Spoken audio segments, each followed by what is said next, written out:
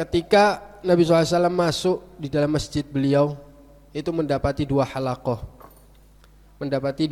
halaqah, atau orang-orang duduk, sekelompok orang-orang duduk, mendapati dua kelompok orang itu lagi duduk-duduk. Nabi SAW ditanya, ya Rasulullah, dari kedua ini mana yang paling bagus? Mana yang paling bagus? Nabi SAW menjawab, semuanya bagus. Ini menzikir kepada Allah Subhanahu Wa Taala, dan kelompok ini mengkaji ilmunya Allah Subhanahu Wa Taala. Sama-sama bagus kata Nabi SAW. Tapi ini yang lebih aku sukai, yaitu majelis-majelis ta'lim. Majelis yang di dalamnya diterangkan tentang halal haram, bagaimana cara kita ibadah kepada Allah Subhanahu Wa Taala. Itu majelis yang lebih disukai oleh baginda Nabi SAW. Maka dari itu harusnya kita ini punya perhatian khusus terhadap majelis-majelis seperti ini ya. Bukan karena ini, bukan karena itu, bukan. Tapi ini untuk bekal kita ibadah, bekal kita menghadapi kehidupan, berkeluarga, bersosial dan lain sebagainya.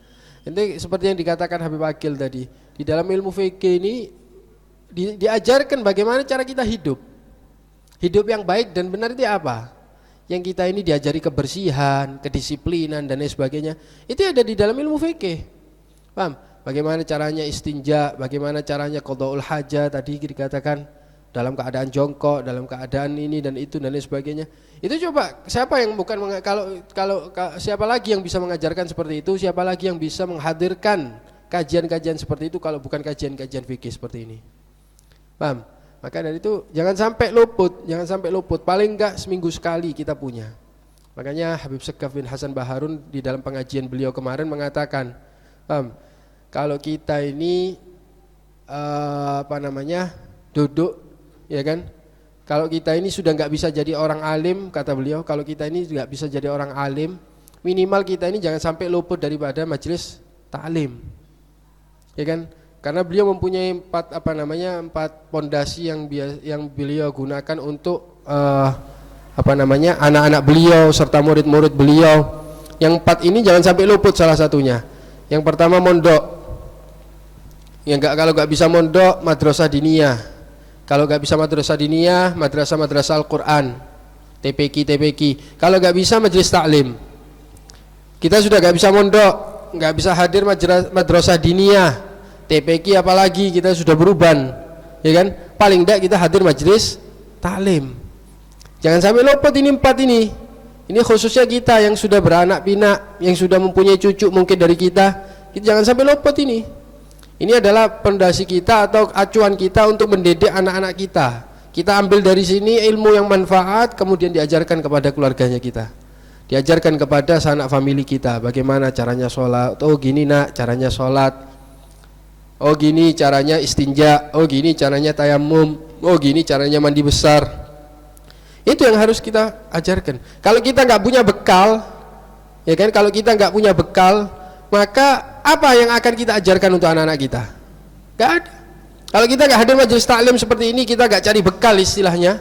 Apa yang akan kita hadirkan untuk anak-anak kita? Apa yang akan kita asupi daripada akhlak, adabnya Nabi SAW untuk anak-anak kita?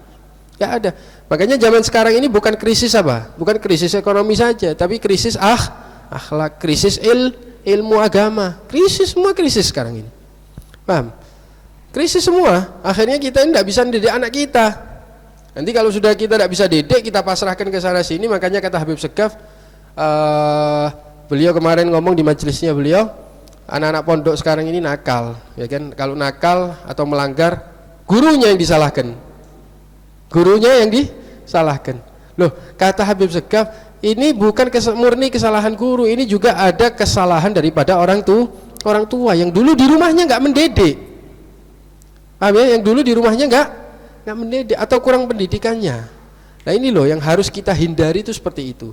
Ayo kita jadikan generasi-generasi setelah kita ini generasi yang berilmu, berakhlak, paham ya? Berbudi pekerti yang luhur dan lain sebagainya. Itu dengan cara hadir-hadir majelis seperti ini. Maka mudah-mudahan Allah Subhanahu wa taala memberikan istiqomah, memberikan kita taufik sehingga kita dapat menggampang atau mengentengkan langkah kaki kita untuk menghadiri majelis seperti ini. Amin ya rabbal alamin.